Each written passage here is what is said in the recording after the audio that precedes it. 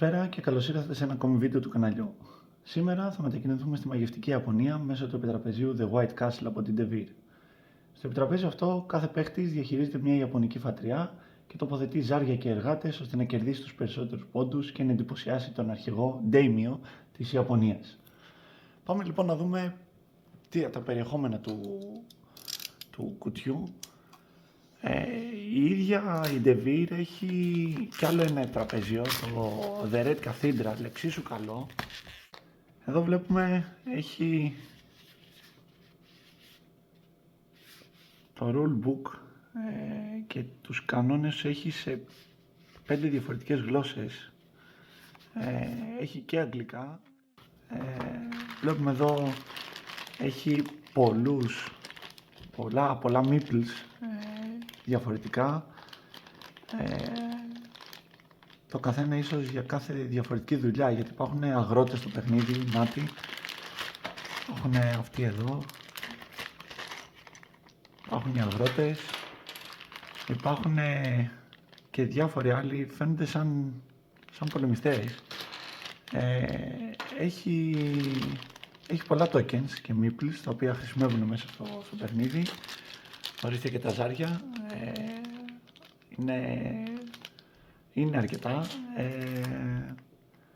Εδώ έχουμε κάποιες κάρτες, οι οποίες μάλλον θα αφορούν κάποια quests του παιχνιδιού.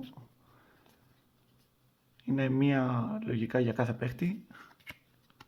Μπορεί να είναι και οδηγίες του τι γίνεται σε κάποιες ενέργειες που πρέπει να εκτελεστούν. Το παιχνίδι έχει ένα υπέροχο ταμπλό και αυτό εδώ βλέπουμε ότι είναι το σχεδιάγραμμα από κάποιες γέφυρες που τοποθετούνται πάνω σε αυτό. Είναι από χαρτόνι, το οποίο δείχνει και πώς να συναρμολογηθεί. Θα αφήσω το ταμπλό για το τέλος να ανοίξουμε και να δούμε πώς είναι. Εδώ βλέπουμε διάφορες κάρτες και κάποιες από αυτές περιέχουν τοποθετήσεις από τα meeples που είδαμε νωρίτερα. Κάποια σύμβολα του παιχνιδιού που θα είναι πάνω, ίσως resources, μάλλον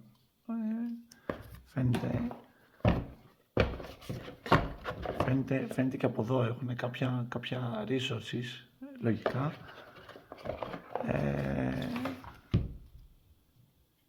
Έχει πολύ απαλή υφή, δηλαδή οι κάρτες στο άγγιγμά τους είναι πολύ ωραίες και φαίνεται ότι έχουν, μάλλον αυτά θα πηγαίνουν και πάνω στο ταμπλό.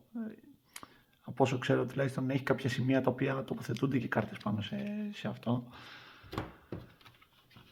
Βλέπουμε ότι έχουμε 6 καρτόνια από resources, νάτες και γέφυρες, τα σχέδια που βλέπαμε πριν, των 3 ειδών γέφυρες.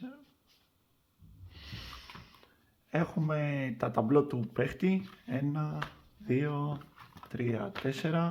Το παιχνίδι έχει και solo mode. Αν κάνουμε σε λίγο θα κάνουμε και λίγο ένα ξεφύλισμα στις οδηγίες. Να και τα tokens, φαίνεται να πηγαίνουν εδώ πάνω. Πάμε να δούμε λίγο το ταμπλό τώρα, το οποίο έχει φοβερή σχεδίαση πάνω του.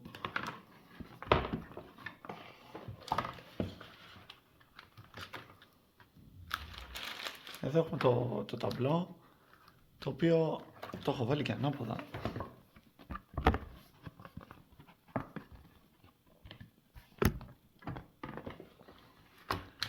Εδώ έχουμε το ταμπλό.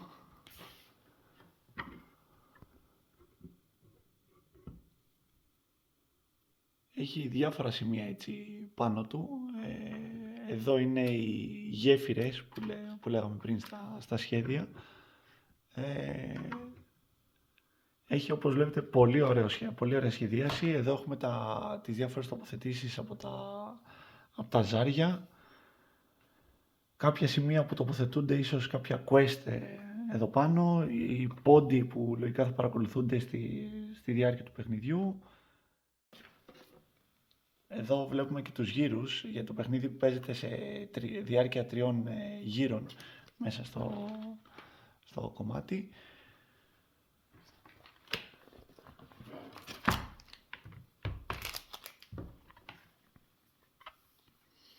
Πάμε να δούμε λίγο και τους κανόνες. Ελπίζω να πήρα το αγγλικό. Ναι, πήρα το αγγλικό. Βλέπουμε ότι εξηγεί λίγο το setup, το τι γίνεται μέσα στο χάρτη και στους κήπους μέσα της Ιαπωνίας, μιας περιοχής Ιαπωνίας. Εξηγεί λίγο πώς παίζεται το παιχνίδι. Την τοποθέτηση των ζαριών.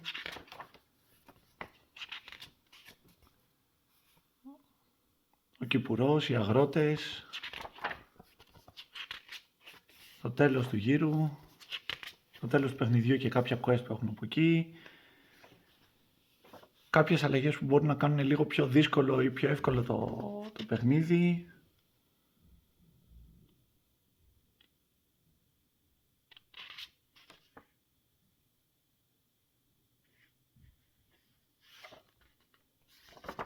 Και τελικό σκορ.